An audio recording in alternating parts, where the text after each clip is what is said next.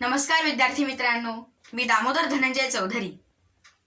सर्वांनी दिवाळीच्या फराळाचा आस्वाद घेतला असेलच. कोरोना प्रादुर्भावामुळे आपण सर्वांनी नियमांचे आणि शिस्तीचे पालन करून दिवाळी साजरी केली. तसेच आता शाळा सुद्धा लवकर सुरू होवो ही परमेश्वराकडे प्रार्थना करूया. शाळा बंद असूनही अभ्यास, शिक्षण, परीक्षा या सर्व गोष्टी सुरू होत्या आणि आता दुसऱ्या सत्राला सुरुवात होणार आहे.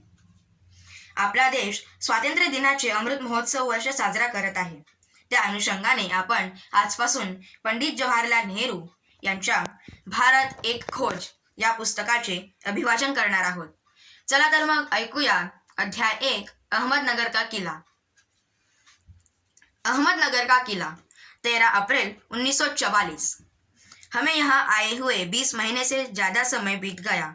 मेरी 9वीं जेल यात्रा का 20 से भी अधिक समय अंधियारे आकाश में झिलमिलाते दूज के चांद ने यहाँ पहुँचने पर हमारा यहाँ स्वागत किया. बढ़ते चांद का उजाला शुक्ल पक्ष शुरू हो चुका था.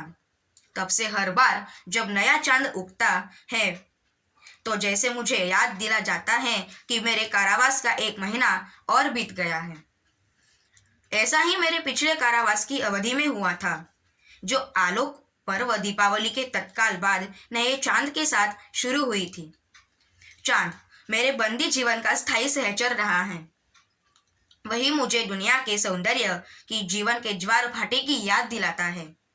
साथ ही इस बात की भी कि अंधेरे की बाद उजाला होता है और मृत्यु और पुनर्जीवन एक दूसरे के पीछे अनंत क्रम में घूमते रहते हैं. निरंतर बदलते रहने के बावजूद हमेशा वैसा ही होता है ये चांद. मैंने उसे उसकी विभिन्न कलाओं में और तरह तरह के मनोभावों में देखा है. शाम को लंबी होती परछाइयों में, रात के मौन प्रहरों में, और तब जब भोर के झाके और बरमराहट आने वाले दिन की आस बंधाते हैं. अतीत का भार. दूसरे जेलों की तरह यहाँ अहमदनगर के किले में भी मैंने बागबानी करना शुरू कर दिया. मैं रोज कई घंटे तपती धूप में भी फूलों के लिए क्यारियाँ खोदकर तैयार करने में बिताने लगा. मिट्टी बहुत खराब थी, पथरीली और पहले बनाए गए मकानों के मलबे और अवशेषों से भरी हुई. उसमें प्राचीन स्मारकों के खंडर भी मौजूद थे, इसलिए चूंकि यह इतिहास स्थल है. अतीत में इसने कई युद्ध और राजमहलों की दूर भिसंधियां देखी है. घटनाओं के बृहत्तर संदर्भ में इसकी कोई विशेष अहमियत भी नहीं है, पर इनके एक घटना औरों से विशिष्ट है और आज भी याद की जाती है.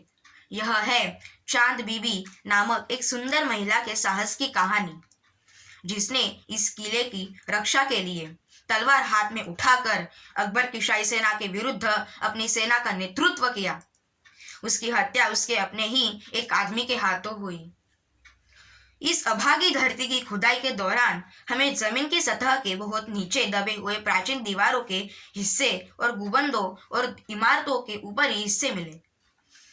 हम बहुत दूर नहीं जा सके क्योंकि अधिकारियों ने गहरी खुदाई करने और पुरातात्विक खोजबीन करने की अनुमति नहीं दी थी, और नहीं हमारे पास इस काम को जारी रखने के साधन थे. धन्यवाद.